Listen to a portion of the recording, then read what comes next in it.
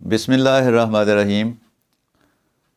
ناظرین گرامی، آپ دیکھ رہے ہیں یوٹیوب چینل اور میں ہوں آپ کا میزبان سلیم ضیاء، آپ سے مخاطب ہوں۔ السلام علیکم۔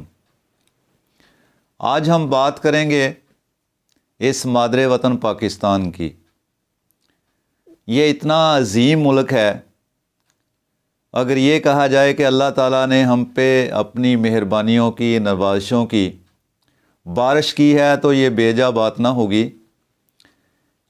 جب بھی کسی ملک کی ترقی کے بارے میں کوئی پوچھتا ہے نا جی کہ آپ کے پاس ساحل سمندر ہے، تو اللہ کے فضل سے ہمارا جواب ہے کہ ہاں ہمارے پاس ہے، ہمارے پاس سمندر ہے، ہمارے پاس دریا ہیں، ہمارے پاس پہاڑوں کی چوٹیاں ہیں، ہمارے پاس ریگستان ہیں، ہمارے پاس میدانی علاقہ ہے، ہمارے پاس سطح مرتفع ہے۔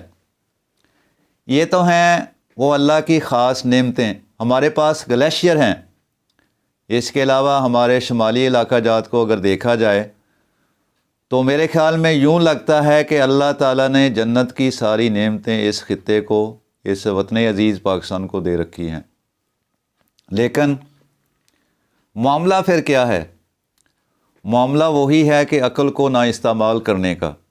معاملہ پھر وہی ہے کہ نالائقوں کے ہاتھ میں ہر چیز دے دینا۔ معاملہ اسی طرح بنتا ہے جیسے بندر کے بچے کے سامنے گھڑی کھول کے رکھ دی جائے کہ آپ اسے ٹھیک کر دیں۔ تو اس پہ جب تک غور نہ کیا گیا، یہ بھی کفران نعمت میں آتا ہے۔ یہ دیکھیں، سمندر کا ہونا بہت بڑی نعمت ہے، بہت بڑی دولت ہے ہمارے لیے۔ بندرگاہیں ہیں ہمارے پاس ریلوے کا ایک بہترین نظام موجود ہے، ہمارے پاس فضائی کمپنیاں بہترین قسم کی ہیں، ہمارے پاس شپنگ کارپوریشن بہترین قسم کی ہے۔ لیکن پھر بھی یہ ملک اس عروج سے نہیں اٹھ رہا جتنا اسے اس کی اٹھان چاہیے تھی۔ یعنی ہر بندہ، یہ پھر وہی باتیں پرانی دقیانوسی، قنوطیت پسندی کی ہونا شروع ہو جاتی ہیں خود بخود ہی۔ جتنے بھی اس ملک کے لوگ ہیں، جتنے بھی دانشور قسم کے لوگ ہیں، جتنے بھی حساس لوگ ہیں، وہ میری طرح کڑتے ہی ہوں گے ہر بات پہ کہ دیکھیں، موسموں کی طرف دیکھ لیں۔ اللہ تعالیٰ نے ہمیں 4 موسموں سے نوازا ہے، بلکہ میں کہوں گا کہ گرمیوں کا ایک موسم برسات بھی بیچ میں آ جاتا ہے۔ اگر اس کو شامل کر لیا جائے تو یہ 5 موسم بنتے ہیں۔ گرمی ہے، سردی ہے، موسم بہار ہے، موسم خزاں ہے، موسم برسات ہے۔ تو اگر ہم ان پہ غور کریں، کچھ علاقے ایسے ہیں دنیا میں کہ یہاں سارا سال ہی کچھ ممالک میں بارشیں ہوتی رہتی ہیں۔ کچھ علاقے اتنے ہیں کہ وہاں سارا سال برف جمی رہتی ہے۔ کچھ ممالک اس طرح کے ہیں کہ وہاں بالکل بارش نہیں ہوتی۔ کچھ علاقے ہیں جن میں سارا سال ہی گرمی پڑی رہتی ہے، اور کچھ ایسے ممالک بھی ہیں کہ جہاں 6 ماہ کا دن ہوتا ہے اور 6 ماہ کی رات ہوتی ہے۔ تو ان اگر چیزوں پہ ایک طائرانہ سی نظر ڈالی جائے تو میں سمجھتا ہوں، یوں لگتا ہے کہ اللہ تعالیٰ نے اپنی رحمتوں کا، اپنی نعمتوں کا سارا نزول پاکستان کی سرزمین پہ کر دیا ہے، لیکن اس سے فائدہ خاطر کا اٹھایا نہیں جا رہا۔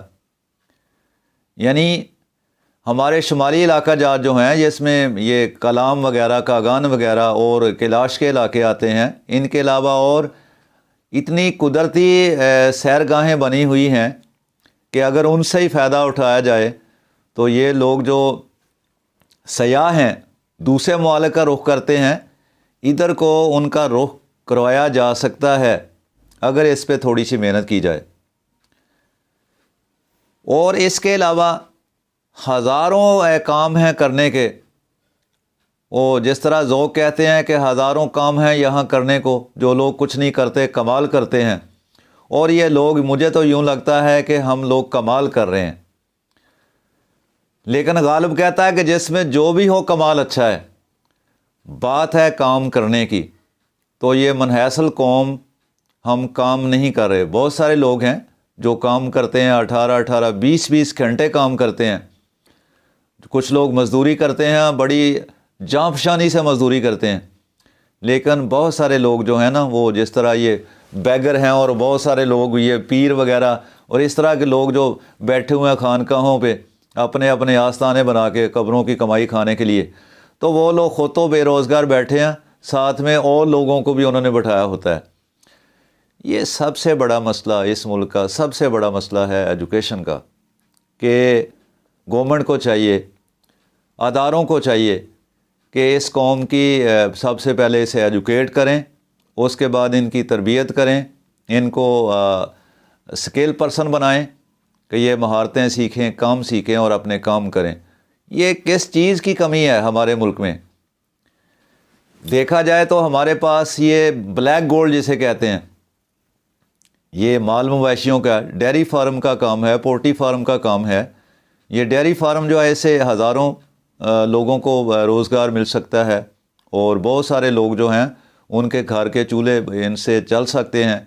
لیکن بات تو ہے کام کرنے کی، جب بات کام ہی نہیں کریں گے، عقل کو استعمال ہی نہیں کریں گے۔ یقین کریں، میرے ایک دوست نے واقعہ سنایا کہ مجھے خواب میں اس طرح لگا کہ روز محشر برپا ہے اور ساری دنیا کی قومیں جو ہیں نا وہ ایک میدان میں جمع ہیں۔ تو یہ آپ کو پتہ ہونا چاہیے، آپ کے نالج میں، کہ محشر کے روز سب کے سب لوگ جو ہیں بے لباس ہوں گے، لیکن وہ اپنے اپنے سوچ و بچار میں اتنے لگے ہوئے ہوں گے، اپنے اعمال نامے کی طرف ان کی توجہ اتنی ہوگی کہ کوئی کسی دوسرے کی طرف آنکھ اٹھا کے دیکھ ہی نہیں سکے گا، اور ساتھ ساتھ یہ ہے کہ کسی کے پاس کوئی چیز نہیں ہوگی، ہاتھ بھی خالی ہوں گے۔ ایسے میں ایک قوم کے ہاتھوں میں ایک چھوٹا چھوٹا شاپر جو ہے نا وہ پکڑے ہوئے ہوں گے، تو فرشتے پوچھیں گے اللہ تعالیٰ سے کہ یا رب العزت، یہ ساری دنیا جو ہے، ساری قومیں جو ہیں یہ خالی ہاتھ آئی ہیں، لیکن ادھر ایک قوم کھڑی ہے جس کے ہاتھ میں ایک شاپر ہے چھوٹا سا پکڑا ہوا، اس میں کیا ہو سکتا ہے یا اس میں کیا ہے؟ تو وہ کہیں گے، اللہ تعالیٰ فرمائیں گے کہ ان سے خود ہی پوچھ لو، اس قوم سے۔ تو قوم جواب دے گی کہ اللہ تعالیٰ جو عقل آپ نے ہمیں عطا کی تھی، وہ جس طرح آپ نے دی تھی 0 میٹر، اسی طرح ہم آپ کے پاس لے کے آ گئے ہیں، ہم نے اسے استعمال نہیں کیا۔ یہ اصل مسئلہ ہے ہمارے عقل کو استعمال کرنے کا۔ تو میری گزارش ہے آپ سب سے کہ اللہ تعالیٰ نے جو ہمیں اس نعمت سے نوازا ہے، دیکھیں انسان کا انسان ہونا ہی بہت بڑی بات ہے۔ تو چونکہ باقی جو ہے جن و انس کا تو حساب ہی نہیں ہوگا، یہ مجنوں لوگ ہیں ان کا حساب ہی نہیں ہوگا، اس لیے کہ اللہ تعالیٰ نے انہیں عقل نہیں دی، اس نعمت سے محروم رکھا ہوا ہے۔ تو کوشش کریں کہ آج سے ہی یہ عہد کریں کہ ہم نے پہلے پڑھنا لکھنا ہے، سکلڈ بننا ہے، اس کے ساتھ ساتھ ہم نے اپنی عقل جو ہے نا جو اللہ نے ہمیں دی ہے، اور یہ اللہ تعالیٰ میں سمجھتا ہوں کہ جس قوم کو نوازتا ہے، جس ملک کو نوازتا ہے، جس خاندان کو نوازتا ہے، اسے عقل اور بصیرت دیتا ہے، یہ سب سے اس کی بڑی نعمت ہے۔ تو ہمیں اس کا شکر ادا کرنا چاہیے، اور شکر کے طور پہ میں کہوں گا کہ ہم اگر محنت کرنے لگ پڑیں، اپنی عقل کو استعمال کرنا شروع کر دیں، تو یہ اللہ کا سب سے بڑا شکر ہوگا۔ میرے خیال میں آج کے لیے یہی کافی ہے۔ انشاءاللہ کل کسی نئے موضوع کے ساتھ، کسی نئی بات کے ساتھ، کسی نئے ٹاپک کے ساتھ حاضر خدمت ہوں گا۔ بہت شکریہ جی، فی امان اللہ۔